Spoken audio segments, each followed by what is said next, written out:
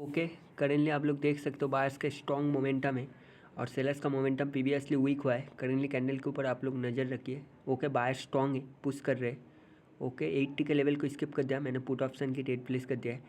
आप बहुत डीपली बात को समझना है, मैं 2-3 रीज़न बताऊँगा, समझना है। मैं अक्सर यूट्यूब में बताता हूँ, जब प्रीवियस हाई के ऊपर हाई लगता है, एक कैंडल रिवर्सल हम एक्सपेक्टेड रखते कि एक रिवर्सल आएगा। एक रीज़न वो है, मैंने ट्रेड प्लेस किया है। दूसरी रीज़न है कि हमेशा एक लेवल स्किप हो तो कैंडल कंटिन्यू कर देती है, पर 2-3 लेवल 4 लेवल स्किप हो जाए तो मार्केट में कैंडल रिवर्सल ही करती है। इतना आप लोगों को समझना है। मतलब जितना बड़ा गैप वो स्किप करने के लिए नहीं हुआ है, रिवर्सल करने के लिए हुआ है। तो समझना है, हर कॉन्सेप्ट स्ट्रैटेजी नहीं है भाई। मार्केट में समझना है हर एक कॉन्सेप्ट को, कि सिर्फ गैप आप स्किप करने के लिए हुआ है ऐसा नहीं है। हर एक कॉन्सेप्ट को समझना है। बायर्स का मोमेंटम स्ट्रॉन्ग है और बायर्स को गैप लगाने की कोई ज़रूरत नहीं थी, इतना आप लोग समझ लेना। मोमेंटम में कोई ज़रूरत नहीं होती गैप लगाने के लिए। करेंटली कैंडल ओके, लास्ट में कैंडल ग्रीन बनी है, ये बात बहुत इंपॉर्टेंट है। मैं इधर से कॉल ऑप्शन की ट्रेड प्लेस कर दूंगा। लास्ट में जो कैंडल ग्रीन बनी है वो कोई सही चीज़ नहीं थी, मैं सही सही बता रहा हूँ। अब बहुत सारे लोग जो नॉर्मल प्राइस एक्शन और नॉर्मल जो स्ट्रैटेजी और इधर उधर की कॉन्सेप्ट में ट्रेड करते हैं, उनके लिए क्या है, ये कैंडल स्पिनिंग कैंडल है और एक रेड कैंडल है, पर ये कैंडल अल्टीमेटली एक ग्रीन कैंडल है। इसके अंदर प्रॉपरली 10 किसकी है, बायर्स की है। और दूसरी बात, मोमेंटम किसका है, प्रीवियसली बायर्स का है।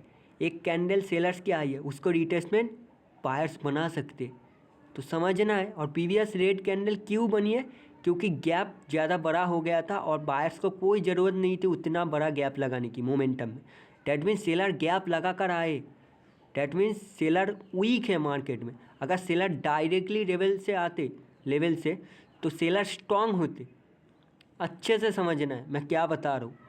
करेंटली कैंडल 100 के लेवल के ऊपर गई है, पर इस कैंडल ने ट्रू ब्रेकआउट किया है 100 का, इतना आप समझ लेना। पर पहले कैंडल ने 100 को टच नहीं किया, इसलिए मैं ट्रेड नहीं करूँगा। और मैं पुट ऑप्शन की भी ट्रेड नहीं करूँगा, क्योंकि बायर्स का मोमेंटम है और बायर्स का ट्रेंड है, इतना आप लोग समझना है। और प्रीवियसली सेलर्स को बायर्स ने रिटेस्टमेंट करके कंटिन्यू साइन दिया है, ठीक है, अच्छे से समझना है चीज़ों को।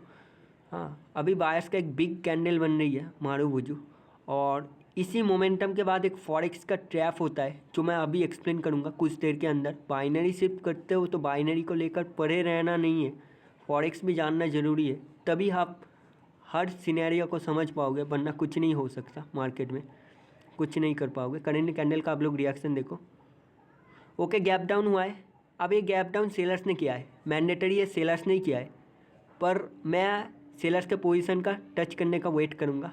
अगर पहले कैंडल ऊपर जाकर 200 के लेवल को टच कर ले तभी मैं ट्रेड प्लेस करूँगा, वरना मैं नहीं करूँगा, मैं वेट करूँगा, क्योंकि वो सेलर्स का पोजीशन है। अभी तक टच नहीं हुआ, एक बार टच कर ले मैं ट्रेड प्लेस कर दूँगा, एक बार टच कर ले। ओके, मैंने ट्रेड प्लेस कर दिया है। अब टच कर लिया था, और मैं अगर ट्रेड प्लेस नहीं करता वो मेरी नेक्स्ट कैंडल में लग जाती, जो मेरे लिए ज़्यादा अच्छा नहीं होता। समझना है चीज़ों को, ठीक है। अब मैंने ट्रेड प्लेस क्यों नहीं किया शुरुआत में, क्योंकि गैप लगने के बाद भी कैंडल कंटिन्यू कर सकती है। कैंडल पहले कहा जा रही है वो बहुत ज़्यादा इंपॉर्टेंट है, ठीक है। और बहुत सारे लोगों को लगेगा ये मारूबुजू एंट्री आई थी कैंडल के अंदर, भाइयों नहीं, हर एंट्री ट्रू नहीं होती ओटीसी में, समझना है। क्लोजिंग ने बता दिया था रिवर्स होगा, तो इसलिए कैंडल रिवर्स हो गई। ओके, करेंटली कैंडल ने गैप डाउन किया है, और ये कैंडल अगर पहले नीचे आए तो मैं बायर्स के लिए ट्रेड करूंगा। क्यों बायर्स के लिए ट्रेड करूंगा, क्योंकि करेंटली कैंडल ने जो गैप डाउन किया है वो एक लोअर हाई पर गैप डाउन किया है। अब बहुत सारे लोगों को लगेगा लोअर हाई कहाँ पर है, मैं मार्केट की लोअर हाई की बात नहीं कर रहा हूँ, मैं प्रीवियस स्पिनिंग कैंडल की लोअर हाई की बात कर रहा हूँ, उसके ऊपर गैप डाउन हुआ है। डैट मीन्स लोगों के लिए ये कैंडल कंटिन्यू कर सकती है कि सेलर का पोजीशन टच कर लिया पहले, ये कैंडल सेलर बनेगी। पर कैंडल कहाँ से ओपनिंग हुआ है वो भी बहुत ज़्यादा मैटर करते हैं बाइनरी ऑप्शन में, ठीक है, अच्छे से समझना है। प्रीवियस कैंडल की रिएक्शन देखना है भाइयों, मैं जो बता रहा हूँ थोड़ा सा रिवाइंड करके देखना है, और समझ आई कि आप लोगों को। अगर समझ ना आए तो बाइनरी ऑप्शन आपके लिए नहीं है, मैं सही सही बता रहा हूँ। फॉरेक्स में जा सकते हो, सीधा बात बता रहा हूँ, या इंडियन स्टॉक में ट्राई कर सकते हो। करेंटली कैंडल का आप लोग रिएक्शन देख सकते हो। ओके ओके, करेंटली कैंडल पर मैंने पुट ऑप्शन की ट्रेड प्लेस कर दिया है। अब क्यों प्लेस किया है, मैंने लास्ट में कैंडल को रिएक्शन देखने को बोला था, पहली बात सुन लीजिए, जब प्रीवियसली एक स्पिनिंग कैंडल आई थी उसके बाद बायर्स ने क्या कोई मोमेंटम क्रिएट कर पाई? नहीं। बायर्स जिस कैंडल पर मोमेंटम क्रिएट करने गई थी उसी जगह पर एक सेलर्स का कैंडल आया था जहाँ पर मैंने ट्रेड प्लेस किया। करेंटली कैंडल ने उस सेलर्स कैंडल को एंगल्प करके एक आउटसाइड बार पैटर्न किया है और ऊपर कंटिन्यू साइन है। ये कोई कंटिन्यू साइन नहीं है, पहली बात। सेकेंड बात, जो स्पिनिंग कैंडल की अपर वीक होती है वो बायर्स सेलर दोनों की पोजीशन होती है। स्पिनिंग कैंडल की लोअर वीक पर बायर्स का पोजीशन है, स्पिनिंग कैंडल की अपर वीक पर सेलर्स का पोजीशन है। अगर सेलर्स का पोजीशन का ब्रेकआउट होता है तो नेक्स्ट कैंडल सेलर के पोजीशन को रीटेस्ट करने जरूर आती है और रीटेस्ट करके कंटिन्यू साइन दे तो तब आप कंटिन्यू कर सकते हो। पर मैंने इधर डायरेक्टली रिवर्सल क्यों लिया है?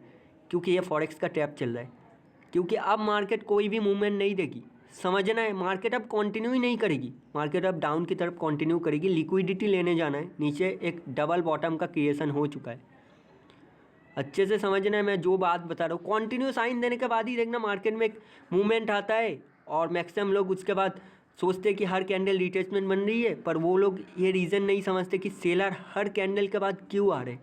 हर रीज़न होना चाहिए, अगर नहीं है तो आप बाइनरी ऑप्शन नहीं करो। मैं सही बता रहा हूँ, वो तुक्केबाजी मत करो कि एक दिन में करोड़पति हो जाऊंगा या एक साल में, ऐसा कुछ नहीं होता। समझना है, लॉन्ग प्रोसेस है बाइनरी ऑप्शन, शॉर्टकट नहीं है। करेंटली कैंडल को आप लोग देख सकते हो, ऊपर एक एम का फॉर्मेशन हो चुका है। मार्केट की टारगेट क्या है? लो के नीचे लो लगाना, हायर लो के, ठीक है। ओके, करेंटली कैंडल पर बायर्स पुश कर रहे हैं कैंडल को ऊपर रखने के लिए और गैप अप हुआ है, तो वो कैंडल बायर की बन सकती है। मैं ज़रा ओपनिंग देख लेता हूँ कैंडल की। ओके, मैं पुट ऑप्शन की ट्रेड प्लेस कर दूंगा। मैंने ओपनिंग देख लिया है, बायर्स ने पुश किया है पर पोजीशन बायर्स के पोजीशन के नीचे गैप अप हुआ है। अच्छे से समझना है, बायर जहाँ पर चाहते थे उधर गैप अप नहीं हुआ है, उसके नीचे गैप अप हुआ है। अगर उसके नीचे गैप अप हुआ है तो ये कैंडल इजीली कंटिन्यू कर जाएगी। इसी से ओवरलैप का क्रिएशन होता है और मैक्सिमम लोग सोचते हैं कि लेवल को ब्रेक करने के लिए गैप अप हुआ है। भाइयों ऐसा कुछ नहीं होता, ठीक है।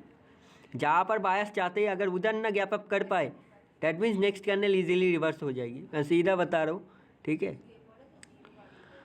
अच्छा, करेंटली कैंडल का आप लोग रिएक्शन देख सकते हो, 100 के लेवल पर स्ट्रगल चल रही है कैंडल को। ओके, सेलर्स का एक स्ट्रॉन्ग मोमेंटम क्रिएट हो चुकी है मार्केट में, तो गलती से भी रिवर्सल करने की सोचना मत, ठीक है। जो बता रहा हूँ बहुत डीप नॉलेज दे रहा हूँ। ओके, करेंटली कैंडल को बायर्स ने रखा है, पर पीवीएस कैंडल पर किसको आना चाहिए था? आप लोग जानते हो, पीवीएस कैंडल पर बायर्स को आना चाहिए था, पर उसी जगह पर सेलर्स आए और मैंने सेलर्स के लिए ट्रेड भी किया है भाई। और ट्रेड तो मैंने सेलर्स के लिए किया है रिएक्शन देखकर, पर रूल्स के अकॉर्डिंग पीवीएस लेवल से किसको आना चाहिए था? बायर्स को। उसी जगह से कौन एंटर किया है मार्केट में? सेलर्स। डैट मीन्स ये कैंडल सेलर्स की बन सकती है और ओटीसी है भाइयों, मोमेंटम के खिलाफ कभी भी मत जाना। सही बता दे रहा हूँ, कोई भी बंदा बोले कि मार्टिंगल लेते रहो, पूरा अमाउंट खाली, सब कुछ खाली हो जाएगा, कुछ भी नहीं मिलेगा एट द एंड। फ्रस्ट्रेशन, ठीक है। समझना है क्यों नहीं आया बायर्स और क्यों आएंगे बायर्स। हर वक्त क्वेश्चन करो मार्केट से, खुद ब खुद सीखो। बहुत से लोग मुझे भी क्वेश्चन करते हैं कि सर आपने कहाँ से सीखा है। मैंने बहुत सारी चीज़ें खुद से ही सीखा है। करेंटली कैंडल का आप लोग रिएक्शन देख सकते हो, लास्ट में कैंडल फाइट में हार गई है, बहुत सारे लोगों को लगेगी, पर मैं इधर से पुट ऑप्शन की ट्रेड प्लेस कर दूंगा, क्योंकि ये जो कैंडल क्लोज हुई है ना, ये सेलर्स के पोजीशन के नीचे ही क्लोज हुई है। अगर बायर्स इतने ही स्ट्रांग होते, थोड़ा सा ऊपर कैंडल को क्लोज करवाना चाहिए था।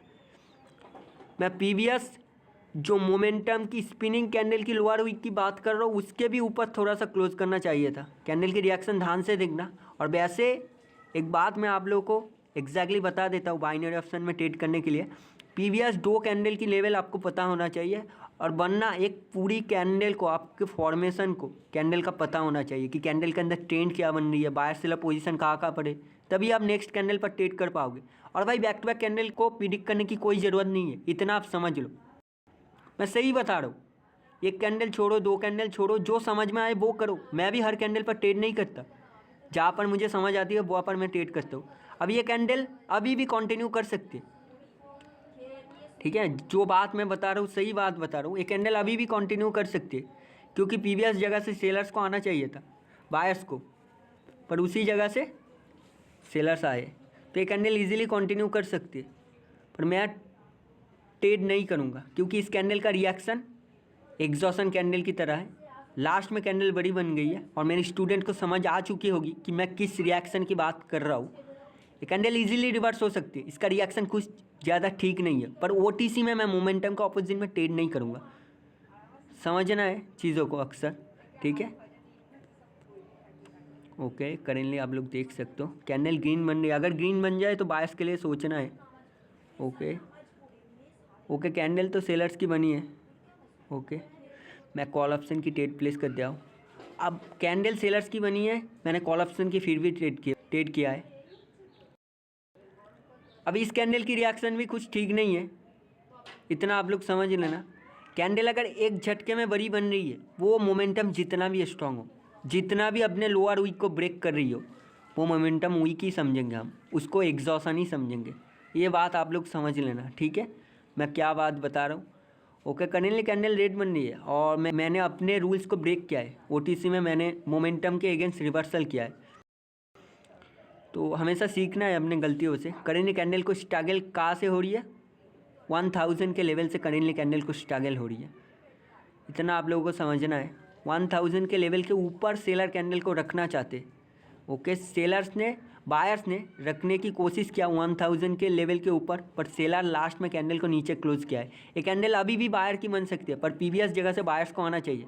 तो इस कैंडल पर मैं सेलर्स के लिए ट्रेड करूँगा, पर ओपनिंग पे नहीं, मैं सेलर्स के पोजीशन पर ट्रेड प्लेस करूँगा। एक बार 1000 के लेवल के ऊपर चली जाए कैंडल, थोड़ा सा ऊपर जाए, थोड़ा सा ऊपर, अभी तक नहीं गई है, 1000 के लेवल के ऊपर जाए कैंडल, तभी मैं सेलर्स के लिए ट्रेड प्लेस करूँगा।